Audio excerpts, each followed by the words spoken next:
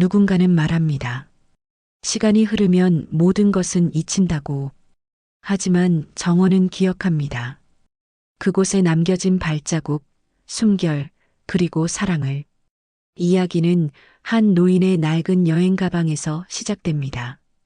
그 안엔 흙냄새 밴 손수건 하나와 말하지 못한 진실이 고요히 잠들어 있었죠. 전남 담양 조용한 한옥마을. 달빛이 지붕을 어루만지던 어느 날 삶의 마지막 계절을 맞이한 한 여인이 그리움의 뿌리를 다시 심으려 합니다. 사연이 시작되기 전에 구독과 좋아요 한 번씩 부탁드립니다. 알림 설정까지 해주시면 다음 이야기도 가장 먼저 받아보실 수 있습니다. 지금부터 달의 정원의 첫 장을 펼치겠습니다. 담양으로 향하는 시외버스는 조용했다. 윤말수는 창가에 앉아 흐릿한 산등성이를 바라보았다. 늙은 손에는 오래된 수첩이 들려 있었고 수첩 속에는 어느 마을에서 보낸 짧은 편지 한 장이 끼워져 있었다. 우리 정원 복원 의뢰.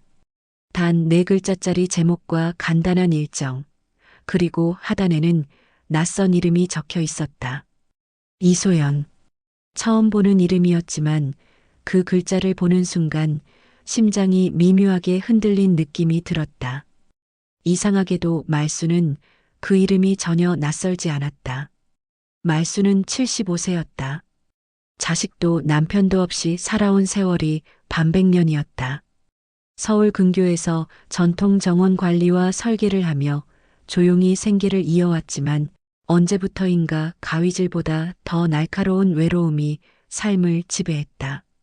그녀는 더 이상 살아갈 이유를 찾지 못하고 있었다.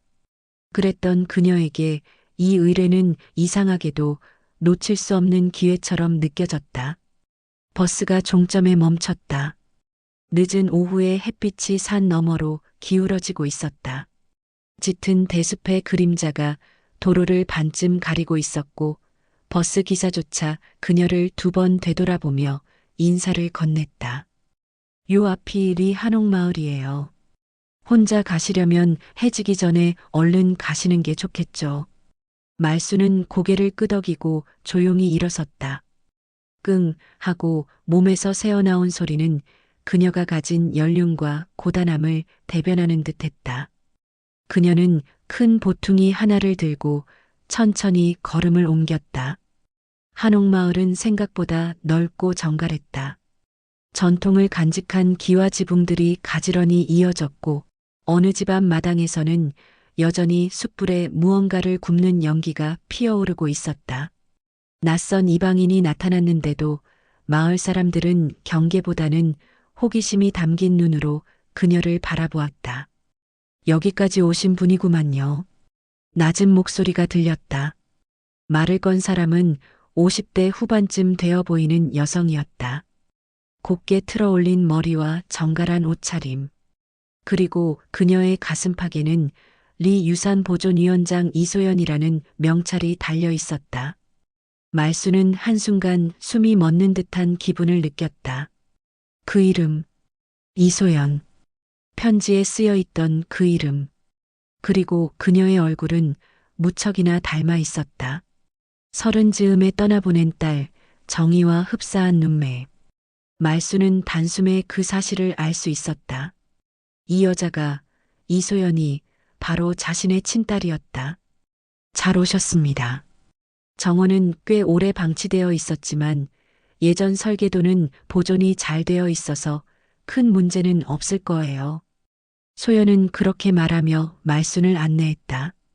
여느 의뢰인처럼 친절했고 때때로 눈을 마주치며 조심스레 미소를 지었다. 하지만 그녀는 단 한 번도 말순을 낯익은 누군가처럼 바라보진 않았다. 그도 그럴 것이다. 소연은 자신이 입양되었다는 사실조차 모르고 자랐고 말순은 40년 전 모든 사연을 품고 소리 소문 없이 딸을 보내야만 했던 과거가 있었다. 정원은 생각보다 훨씬 더 심각한 상태였다. 무너진 담장, 덩굴에 뒤덮인 연못, 쓰러진 석가래. 말수는 조심스레 땅을 밟아보았다.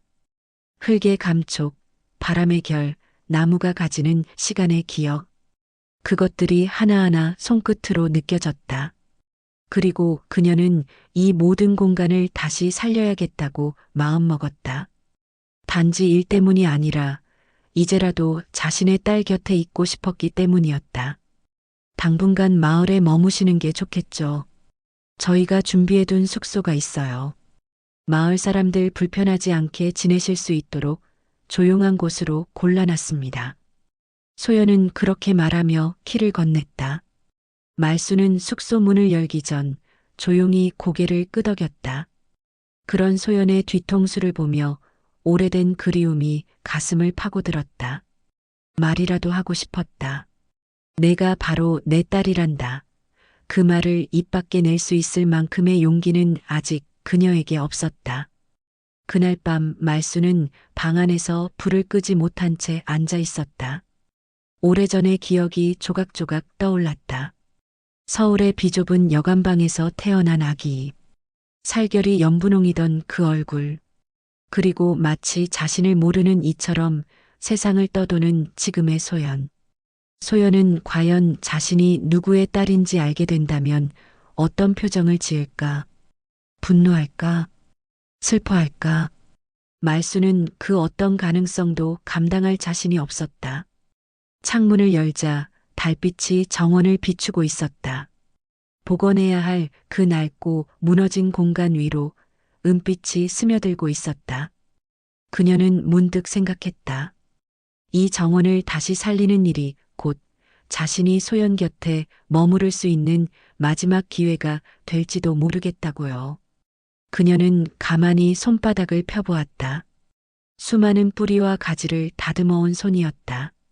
지금부터 자신이 할 일은 이 정원을 살리는 것, 그리고 그것을 핑계 삼아 딸의 곁에 천천히 다가가는 일이었다. 달빛이 더욱 깊어졌다. 그리고 정원의 저편에서 아주 오래된 이름 하나가 잊히지 않은 듯 속삭이고 있었다. 이튿날 새벽 윤말수는 다른 이들보다 일찍 눈을 떴습니다. 서울에서의 습관처럼 해가 뜨기 전 눈을 뜨는 일이 몸에 익어 있었지요. 간밤의 달빛을 바라보며 다짐한 것이 있었기에 그녀는 주저없이 몸을 일으켰습니다. 오늘부터 정원 복원을 시작하기로 했습니다. 마을 뒤편 담장 너머로 드리운 대숲이 아침 햇살에 부드럽게 일렁였습니다. 말수는 복원할 정원으로 향하며 자신의 호미와 장갑, 몇 가지 소지품을 챙겼습니다. 어제 살펴보았던 것보다 훨씬 더 낡고 망가진 정원의 모습은 그녀의 가슴을 뻐근하게 만들었습니다. 하지만 이상하게도 그 낡은 정원에서 위안 같은 것이 느껴졌습니다. 마치 자기 자신을 비추는 거울 같기도 했습니다. 정원 가장자리에는 오래된 회화나무 한 그루가 서 있었습니다. 가지는 휘어졌고 나뭇잎은 성그렇습니다. 그러나 뿌리만큼은 단단히 땅속을 붙들고 있었지요. 말수는 그 나무를 바라보며 속삭였습니다. 우리도 버텨봐야겠죠? 그때 뒤에서 조심스러운 발소리가 들렸습니다. 돌아보니 이소연이 손수 도시락 바구니를 들고 서 있었습니다. 너무 이른 시간에 나와 계셔서 깜짝 놀랐습니다. 마을 사람들도 아직 다 자고 있을 시간인데 소연은 미소를 지으며 바구니를 건넸습니다. 손에는 뽀얀 밥과 직접 만든 나물 반찬이 들어 있었습니다. 말수는 그 따뜻한 정성에 감동했지만 동시에 마음 한켠이 쿡 하고 찔리는 듯 했습니다. 덕분에 잘 먹겠습니다. 감사합니다. 그녀는 짧게 고개를 숙이며 도시락을 받았습니다. 소연은 그녀 곁에 잠시 서서 정원을 둘러보았죠. 두 사람 사이엔 몇 초간 침묵이 흘렀습니다. 그러다 소연이 말했습니다. 이 정원, 제 어릴 적 기억 속에도 있어요. 그땐 여기가 폐가처럼 보였는데 왜인지 모르게 자꾸 여기서 놀게 되더라고요. 나무 밑에 앉아 있으면 마음이 편해졌거든요. 말수는 그 말을 들으며 속으로 숨을 삼켰습니다. 그 기억은 어쩌면 피가 부른 것이었는지도 모르겠습니다. 말로 설명할 수 없는 감정의 실타래가 소연과 그녀를 감싸고 있는 듯 했습니다. 소연이 돌아간 뒤 말수는 본격적으로 손을 움직이기 시작했습니다. 잡초를 걷어내고 땅을 뒤엎고 쓰러진 담장에 새 나무틀을 대며 하루를 보냈습니다. 손바닥에 물집이 잡혔지만 그 고통은 오히려 그녀에게 살아있음을 증명하는 듯 했습니다. 그날 오후 마을 회관에서 열리는 주민회의에 참석해달라는 요청이 있었습니다. 유산 복원 사업의 일환으로 그녀가 마을의 일원이 되었기 때문이었죠. 말수는 마지못해 회관으로 향했습니다. 회관에는 이미 마을 어르신들과 젊은 청년들이 모여 있었습니다. 그리고 그들 사이에 소연이 앉아 있었습니다. 그녀는 단정한 재킷 차림으로 때때로 노인들의 말에 공손히 고개를 끄덕이며 메모를 했습니다. 위원장으로서의 역할에 충실해 보였고 그 모습이 자랑스럽게 느껴지기도 했습니다. 그런데 분위기는 생각보다 냉랭했습니다. 한 노인이 손을 들며 말했지요. 그래도 서울서 온 사람이 우리 정원을 살린다니까 찜찜하오. 마을 일은 마을 사람이 해야 맞는 거 아니여. 이어 다른 주민이 말을 보탰습니다. 맞소. 그 정원도 결국 우리 조상들이 가꾼 건디 남이 손 떼는 건 좀 그렇지 않소? 말수는 조용히 앉아 있었지만 속이 서서히 타들어갔습니다. 낯선 땅에서 외지인으로서 받는 배척은 익숙했지만 이번엔 다르게 다가왔습니다. 그녀는 그저 일하러 온 사람이 아니었으니까요. 딸의 곁에 있기 위해 온 사람이었기 때문에 더욱 가슴이 아렸습니다. 소연이 조용히 입을 열었습니다. 여러분, 제가 정원사 선생님을 모신 건 단순히 기술적인 문제 때문만은 아닙니다. 이분은 전통 조경을 지켜온 분이십니다. 우리 마을이 진짜로 보존하고 싶은 게 뭔지 함께 고민할 수 있는 분이라고 생각했어요. 우리가 외면했던 정원을 우리가 돌아보게 해주실 분이에요. 말수는 순간 숨을 멈췄습니다. 외면했던 정원이라는 말이 가슴 깊은 곳을 건드렸습니다. 마치 소연이 자신을 향해 그 말을 한 것처럼 들렸습니다. 하지만 소연은 그녀가 누구인지 모릅니다. 그저 정원사일 뿐이지요. 회의는 갈등 속에서도 조용히 마무리되었습니다. 소연은 말순에게 다가와 말했습니다. 신경 쓰지 마세요. 원래 마을분들 성격이 좀 거칩니다. 하지만 마음은 따뜻한 분들이에요. 말수는 조용히 고개를 끄덕였습니다. 그러나 돌아서는 순간 눈시울이 붉어졌습니다. 오래전 소연을 떠나보내던 날의 기억이 되살아났기 때문이었죠. 피부치를 외면하고 돌아섰던 그 골목, 차디찬 겨울바람, 미처 덮어주지 못한 아이의 이불. 그리고 지금 피부치에게 다시 돌아왔지만 이름조차 밝히지 못하는 현실. 그날 밤 말수는 정원에서 달빛을 바라보며 다시 수첩을 펼쳤습니다. 그 안에는 오래전 소연의 출생신고서, 복사본이 들어 있었습니다. 그녀의 본명과 생일, 그리고 부모란에 남편과 자신의 이름이 적혀 있었습니다. 말수는 그 종이를 손에 꼭 쥐었습니다. 내일은 더 가까이 다가가야 한다고 생각했습니다. 시간이 많지 않다는 것을 자신이 알고 있었기 때문입니다. 그녀는 혼잣말처럼 말했습니다. 소연아, 엄마가 너무 늦게 왔지요. 그 목소리는 달빛 속으로 사라졌고 정원의 나무는 조용히 바람을 흔들고 있었습니다. 마치 그녀의 마음을 알아주는 것처럼 부드럽게 속삭이듯이요. 윤말수는 마을에서 나오는 새벽 안개를 뚫고 정원으로 향했습니다. 손에는 오래된 설계 도면과 화초의 뿌리를 감싸던 천 조각이 들려 있었지요. 이른 새벽부터 움직이는 이유는 단 하나였습니다. 남들 눈에 띄지 않고 조용히 일하고 싶었기 때문이죠. 특히 마을이장이자 문화유산보존위원장인 박소연의 눈을 피하고 싶었습니다. 소연은 어제도 정원 복원 현장에 들렀습니다.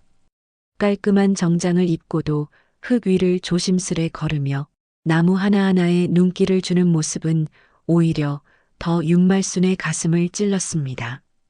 그 아이가 자라 저렇게 섬세하고 단단한 여인이 되어 있다는 사실이 감동이 아니라 죄책감으로 다가왔던 것이죠.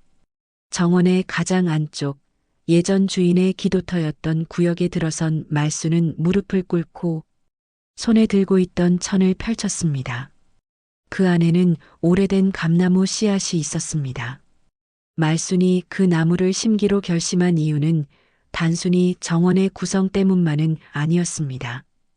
그 나무는 말순이 소연을 낳기 전날 밤 자신의 어머니가 건넸던 씨앗이기도 했지요. 너는 뿌리를 기억하는 사람이 돼야 해. 어머니의 말이 뇌리를 스쳤습니다.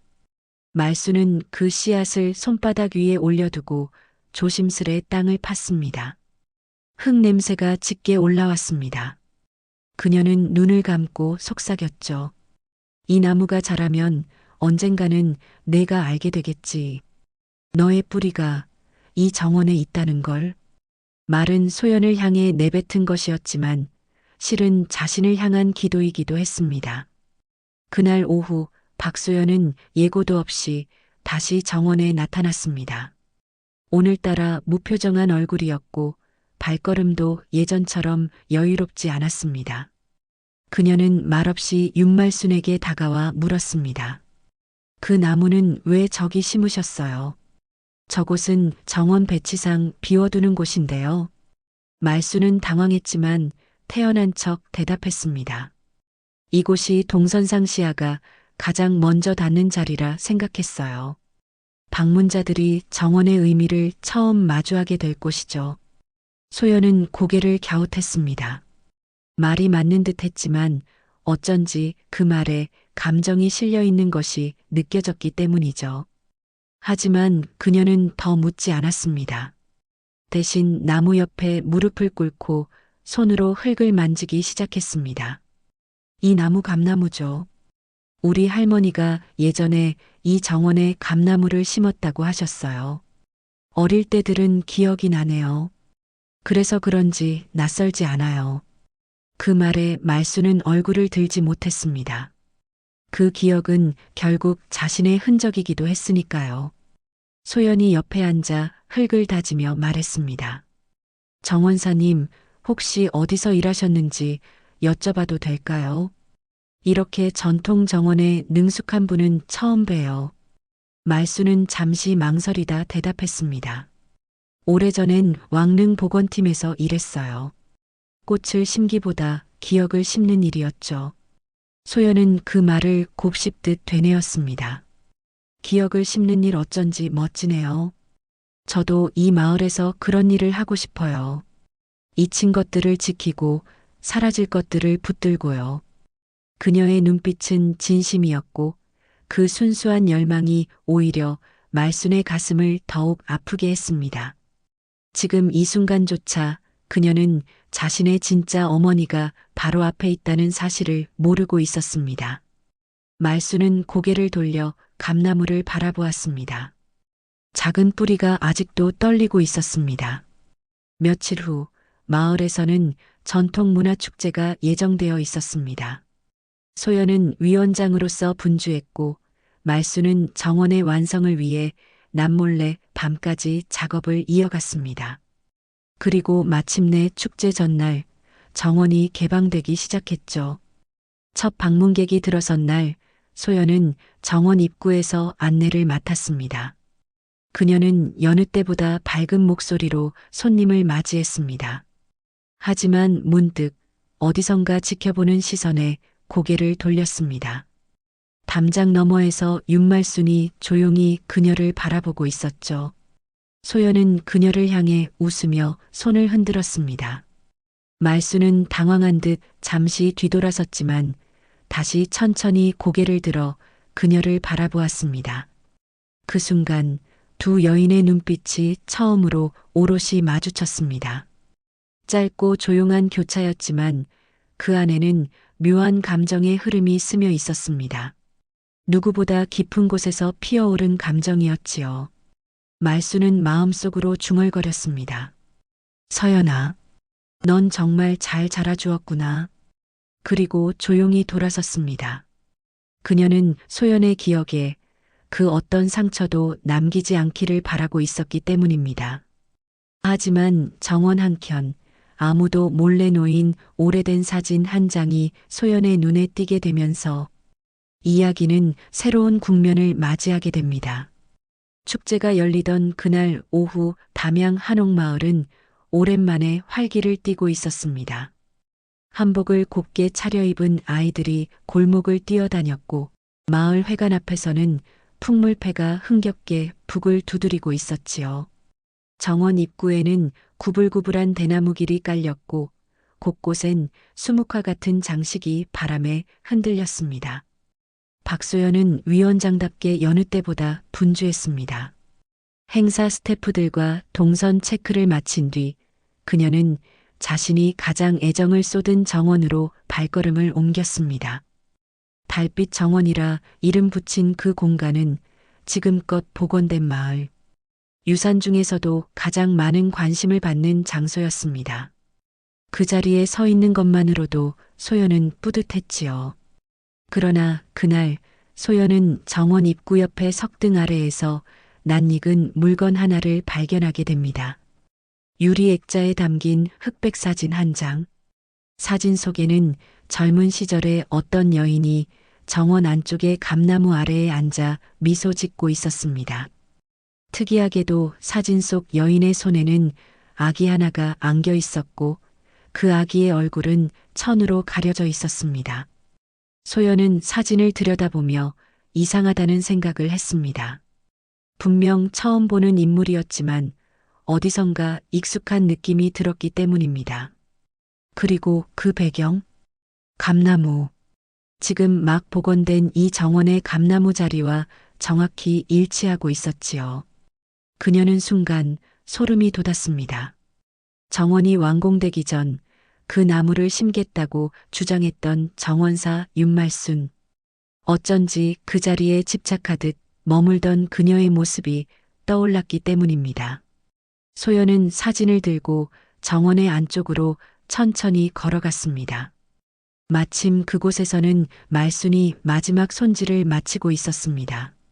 그녀는 흙을 정리하던 중이었고 소연의 그림자가 드리워지자 천천히 고개를 들었습니다. 정원사님, 이 사진 여기에 두신 건가요? 말순의 눈이 사진에 닿는 순간 숨이 턱 막힌 듯 멈칫했습니다. 아무 말 없이 한참을 바라보던 그녀는 고개를 떨군 채 조용히 입을 열었습니다. 아뇨, 전 저런 걸 놓지 않았습니다. 소연은 잠시 말없이 그녀를 응시했습니다. 눈빛 속에서 희미한 떨림이 읽혔고 말순이 감추고 있는 무언가가 있다고 느꼈습니다. 하지만 더 묻지는 않았습니다. 지금은 공식 행사 중이었고 오히려 더 중요한 일이 기다리고 있었기 때문입니다. 그날 저녁 달이 떠오르고 축제의 절정이 다가왔을 무렵 마을회관 마당에서 전통 등불을 날리는 행사가 시작되었고 주민들은 저마다 소원을 적은 등을 하늘로 띄워 올리고 있었습니다. 그 순간 누군가 소연을 조용히 불렀습니다. 위원장님, 잠깐 이리 좀 와보시겠어요? 마을 부위원장이 소연을 데리고 간 곳은 회관 뒤편 창고였습니다. 그곳에는 행사 자금을 관리하던 서류함이 열려 있었고 안에 일부 문서가 훼손되어 있었습니다. 누군가 내부 문서를 훔치려다 들킨 것이 분명했죠. 소연은 곧장 CCTV를 확인했지만 정전으로 일부 구간 영상이 비어 있었고 출입 기록도 제대로 남아있지 않았습니다. 무엇보다 충격이었던 건 소중하게 보관하던 한 장의 서류가 사라졌다는 사실이었습니다. 그 서류는 바로 정원 복원 허가 당시 작성된 문화재 기증자 명단 원본이었습니다. 정원 복원에 쓰인 석재와 나무 대부분이 무기명 기증으로 들어왔고 그중 몇몇 품목은 말순이 가져온 것으로 추정되고 있었지요.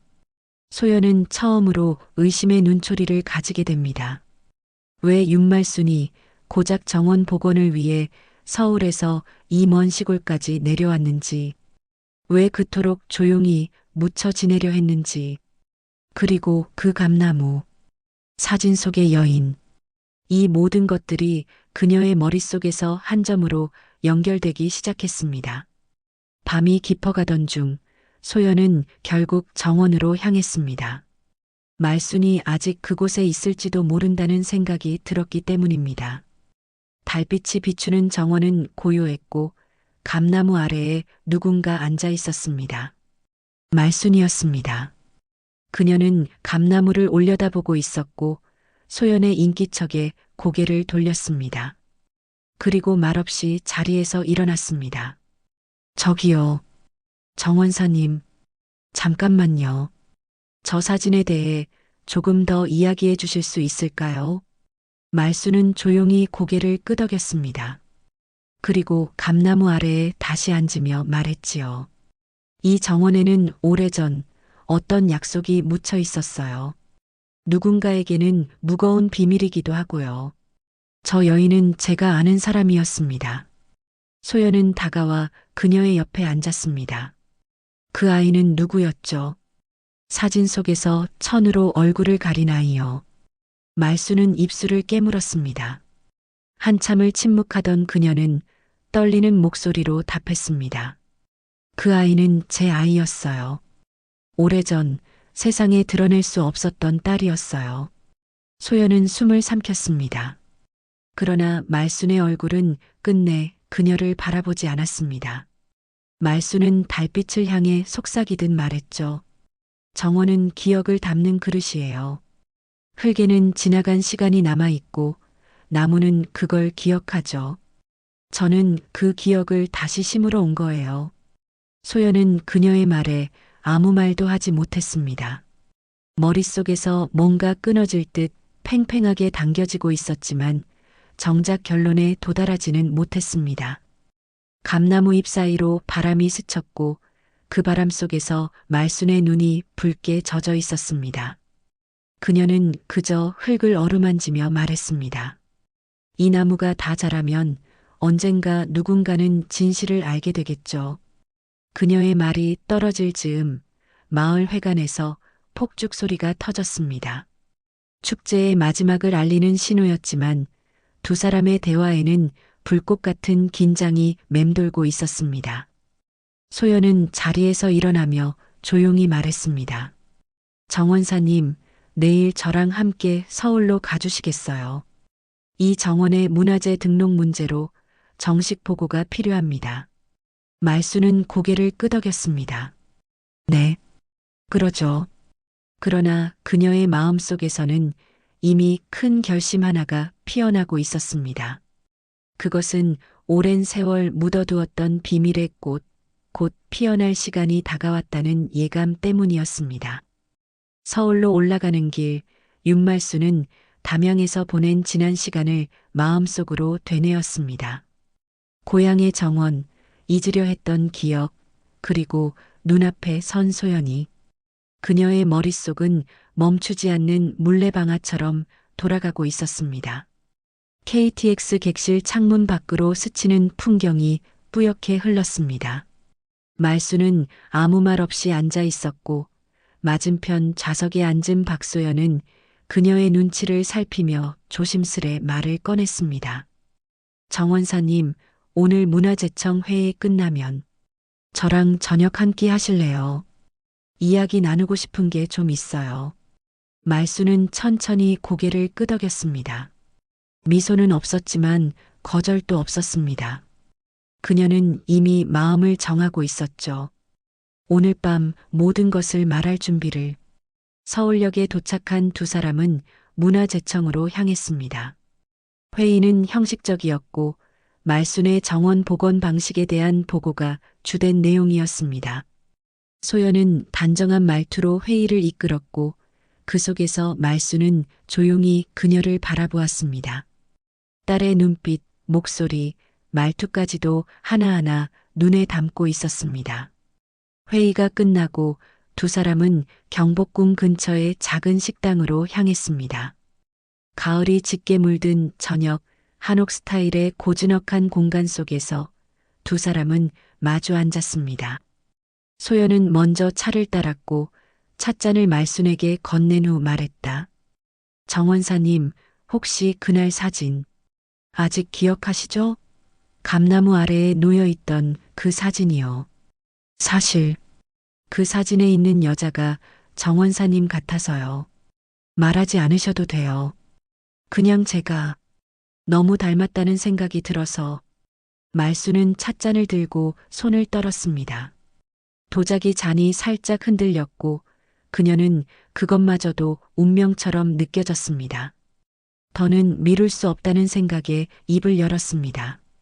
맞아요. 그 사진 속 여자는 저예요. 그리고 그 아이는 바로 당신이에요, 소연 씨. 소연의 눈이 커졌습니다. 찻잔을 들고 있던 손이 멈췄고 그녀는 한동안 아무 말도 하지 못했습니다. 무슨 말씀이세요? 말수는 조용히 설명을 이어갔습니다. 젊은 시절 혼외의 아이를 낳았고 가문의 반대로 인해 아이를 남에게 맡겨야 했던 이야기. 그리고 그 아이가 바로 소연이라는 사실. 말순의 목소리는 떨렸지만 단 한 번도 눈을 피하지 않았습니다. 소연은 결국 말을 잇지 못한 채 눈물을 흘렸습니다. 조용히 고개를 숙인 채로 잠시 후 그녀는 입을 열었습니다. 왜 지금에서야 말하신 거예요? 말수는 대답하지 않았습니다. 그저 고개를 숙였고 그 침묵 속에서 모든 대답이 전해지는 듯 했습니다. 식당 밖으로 나왔을 때 서울 하늘에 둥근 달이 떠 있었습니다. 말수는 그 달을 바라보며 중얼거렸습니다. 서연아, 미안하다. 정말 미안하다. 그 이름. 소연은 그제야 고개를 들었습니다. 그리고 떨리는 목소리로 말했습니다. 그 이름. 저 그렇게 불렸던 적 있었던 것 같아요. 아주 어릴 때 누군가 저를 그렇게 불렀던 것 같아요. 말수는 눈물을 닦으며 고개를 끄덕였습니다. 그래, 넌 원래 박서연이었단다. 서울의 밤은 그렇게 깊어갔습니다. 한 모녀의 가슴 속에 억눌렸던 비밀이 드디어 달빛 아래 피어났습니다. 그러나 그 진실의 무게는 두 사람 모두에게 결코 가볍지 않았습니다. 비가 부슬부슬 내리던 아침, 말수는 안채 처마 밑에 서서 우산 없이 마당을 바라보고 있었습니다. 빗방울이 대나무 잎에 닿으며 잔잔한 소리를 냈고 마치 그 소리가 말순의 마음속에서 부서지는 옛 기억과도 닮아 있었습니다. 담양의 한옥은 시간이 멈춘 듯 고요했지만 말순의 내면은 점점 더 복잡해지고 있었습니다. 며칠 전부터 소연은 말순을 조금씩 경계하는 눈빛으로 바라보고 있었습니다. 그녀는 겉으로는 예의 바르고 따뜻하게 대했지만 말수는 그 눈빛 안에서 의심과 경계를 느낄 수 있었습니다. 이유는 분명했습니다.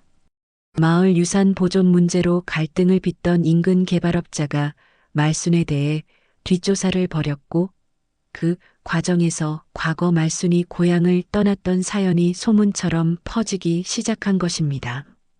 소연은 말순에게 조심스럽게 물었습니다.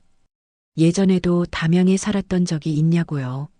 말수는 조용히 고개를 끄덕였습니다.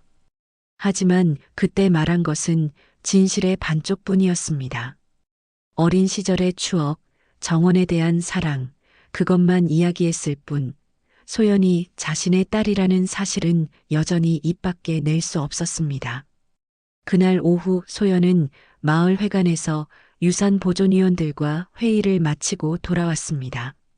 얼굴에는 지친 기색이 역력했지만 그녀는 말순에게 정원을 함께 둘러보자고 말했습니다. 말순은 조용히 고개를 끄덕이고 우산을 챙겨 뒤따랐습니다. 정원에는 빗물이 고이고 돌계단 사이로 잡초가 조금씩 자라고 있었습니다. 하지만 말수는 그런 것까지도 정겹게 바라보았습니다. 소연이 먼저 말을 꺼냈습니다. 이 정원을 복원하려는 이유가 단지 돈 때문은 아니겠죠. 말수는 잠시 그녀를 바라보았습니다. 빗속에서도 단단한 눈빛, 쉽게 흔들리지 않는 성격이 고스란히 드러났습니다. 말수는 부드럽게 대답했습니다. 이 정원은 저한테 너무나 특별한 곳이에요. 여기에 내가 묻어둔 삶의 조각들이 있어요. 소연은 말없이 고개를 끄덕였습니다. 말순의 말이 진심이라는 건 알 수 있었습니다. 그러나 동시에 그녀의 눈빛은 뭔가 더 알고 싶어 하는 갈망으로 빛나고 있었지요. 마치 정원의 깊은 뿌리를 찾아 내려가는 것처럼 소연은 말순의 과거를 향해 조금씩 다가오고 있었습니다. 다음 날 정원 근처에서 개발업자 측에서 보낸 인부들이 몰래 측량을 하다 마을 주민들과 마찰을 빚는 일이 벌어졌습니다. 소연은 직접 현장으로 나가 인부들을 막아섰고 말순도 그 옆에 섰습니다. 주민들이 놀란 눈으로 말순을 바라보자 그녀는 단호한 목소리로 말했습니다. 이 정원은 우리가 지켜야 할 뿌리입니다. 돈으로 환산할 수 없는 시간과 정이 담긴 곳이에요. 그 순간 말순의 말에 주민들도 고개를 끄덕였습니다. 이방인처럼 여겼던 말순이 이제는 마을의 편에 서 있는 사람으로 보였기 때문이었죠. 소연 역시 놀란 눈으로 말순을 바라보았습니다. 그 단호함, 정원에 대한 애정, 마치 자신과 꼭 닮은 모습이었습니다. 그날 밤 소연은 자신의 방에 앉아 말순이 남긴 정원 설계도를 다시 펼쳐보았습니다. 그 안에는 기하학적인 배치 외에도 곳곳에 손글씨로 적힌 메모들이 있었습니다. 서쪽 담 너머의 흐드러질 매화는 어린 시절 그녀를 닮았다. 물길을 따라 흐르는 빛이 밤마다 그 아이를 감쌌다. 그 문장들을 보며 소연은 묘한 기시감을 느꼈습니다. 마치 오래전 자신이 잊고 있던 무언가를 다시 만나고 있는 듯한 느낌이 들었습니다. 다음 날 새벽 말수는 정원에서 홀로 일하고 있었습니다. 이슬을 머금은 돌담 사이를 살피던 그녀는 조용히 중얼거렸습니다. 소연아, 너는 정말 잘 자라주었구나. 그 말은 공기 속에 흩어졌지만 정원의 나무들은 마치 그 말을 들은 듯 조용히 고개를 끄덕이는 듯 했습니다. 시간은 흐르고 있었습니다. 정원은 서서히 제 모습을 되찾아가고 있었고 그와 동시에 말순과 소연의 관계도 조금씩 변화를 맞고 있었습니다. 진실을 밝히지 않은 채 함께 보내는 시간들 속에서 말순은 더 많은 용기가 필요하다는 것을 느끼고 있었습니다. 이제 그녀가 할 수 있는 일은 많지 않았습니다. 몸은 점점 약해지고 있었고 의사로부터 받은 진단서가 그녀의 시간을 제한하고 있었기 때문입니다. 그러나 말수는 아직 준비가 되지 않았습니다. 아직 소연에게 진실을 말할 용기가 부족했습니다. 그 대신 그녀는 하루하루 정원을 가꾸며 마음을 다잡고 있었지요. 정원의 한 귀퉁이에 피어난 작고 하얀 꽃을 바라보며 말수는 조용히 다짐했습니다. 언젠가 진실을 마주할 그날이 오면 두려워하지 않고 당신을 꼭 안아주겠다고요. 윤말수는 그날 밤 깊은 한숨을 쉬며 마루에 앉아 있었습니다.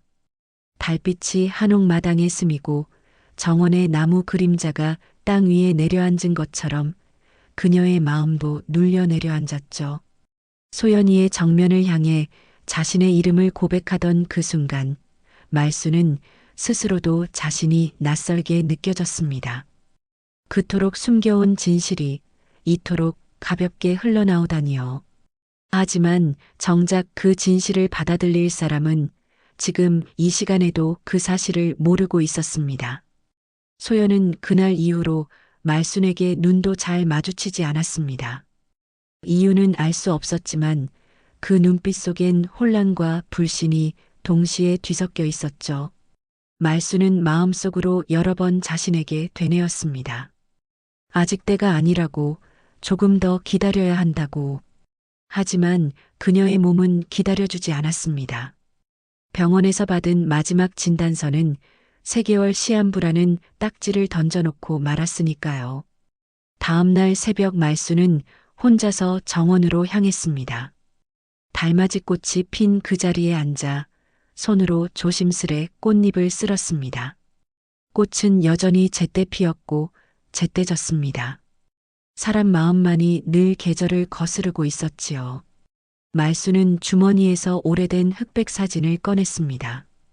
이 사진 속의 여자는 20살의 자신이었고 아기 안고 있는 그 모습이 바로 소연이었죠. 사진을 내려다보던 말수는 뒤에서 인기척을 느꼈습니다. 소연이었습니다. 여느 때처럼 조용히 다가와 그녀 곁에 섰습니다. 아무 말 없이 잠시 서 있던 소연은 조용히 입을 열었습니다. 오늘 유 씨가 마을 주민들 데리고 왔어요. 정원 헐자고 시위처럼요. 말수는 고개를 들어 그녀를 바라보았습니다. 그녀의 눈에는 피로와 분노 그리고 서운함이 동시에 자리 잡고 있었습니다. 마을 회관에서도 말이 많아요. 정원을 허물고 전통 체험장을 만들자는 얘기가 공식 안건으로 올라왔어요. 엄마가, 아니, 선생님께선 어떻게 하실 생각이세요? 그 짧은 호칭의 흔들림 속에서 말수는 숨이 턱 막혔습니다. 소연이 자신을 엄마라 부를 뻔했다는 사실만으로도 그녀의 마음은 이미 무너지고 있었으니까요. 말수는 조용히 일어나 소연 앞에 섰습니다. 눈빛이 흔들렸지만 그녀의 목소리는 단단했습니다. 소연 씨가 원한다면 전 여기서 물러날 수도 있습니다. 정원이든 뭐든 지킬 가치가 없다고 느낀다면요. 그 말에 소연은 고개를 저었습니다. 아니요. 그건 제가 결정할 일이 아니에요. 문제는 마을이에요. 그들의 생계가 달린 일이기도 하고요. 소연은 잠시 머뭇거리다 다시 말했습니다. 그런데 이상한 게 있어요. 그 정원 서류들. 원래는 조상 대대로 이장 가문이 소유한 거였는데 최근에 명의가 바뀐 기록이 나왔어요.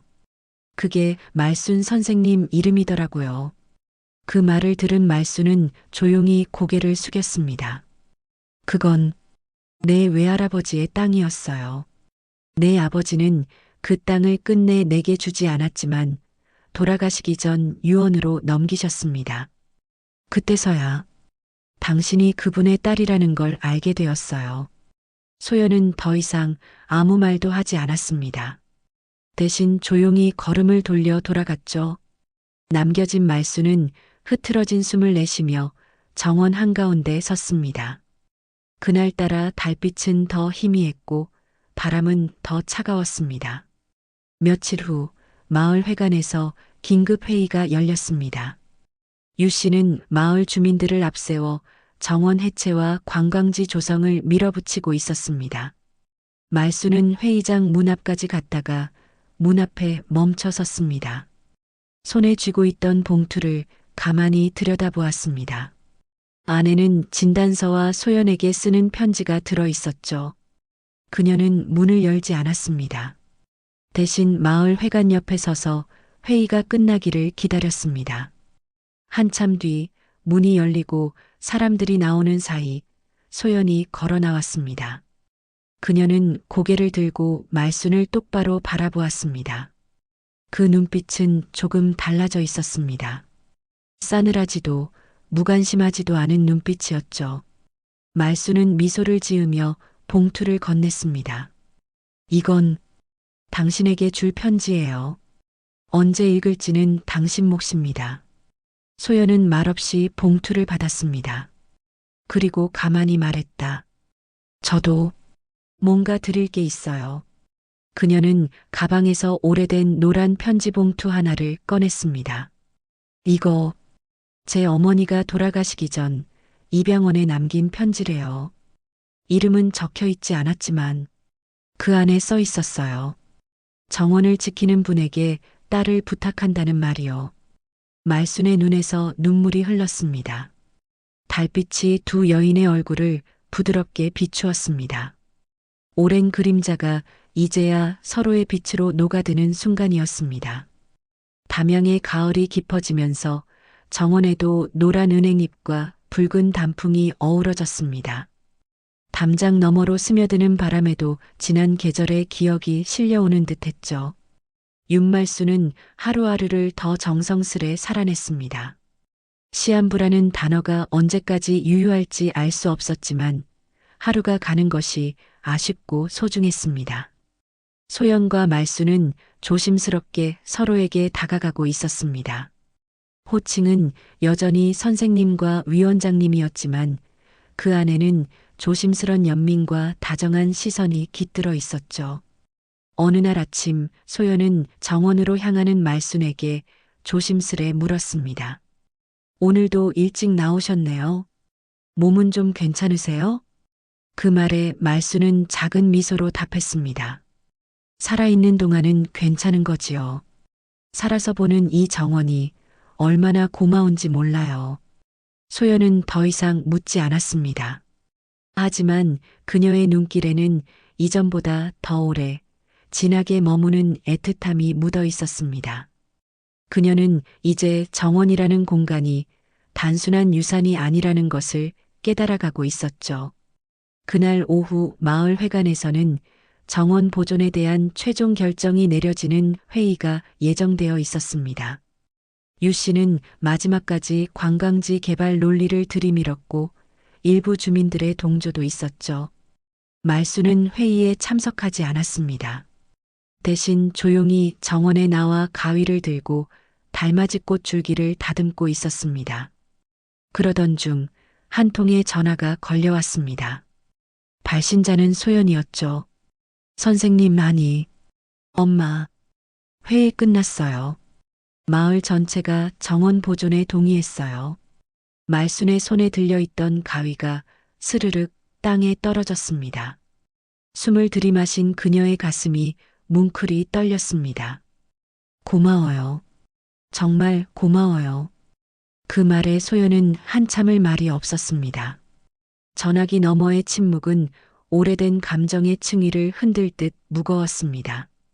그러다 조용히 말했죠. 저도 이제 그 편지를 읽었어요. 입양원에 남겨진 편지요. 정원을 지켜줄 사람이 엄마일지도 모른다고 생각했어요. 말수는 말을 잇지 못했습니다. 달맞이 꽃이 그녀의 발치에서 바람에 흔들리고 있었습니다. 꽃잎 사이로 흘러나오는 빛이 그녀의 눈물 위에 내려앉았죠. 며칠 후 소연은 마을 사람들과 함께 정원의 안내문을 새로 제작했습니다. 달의 정원.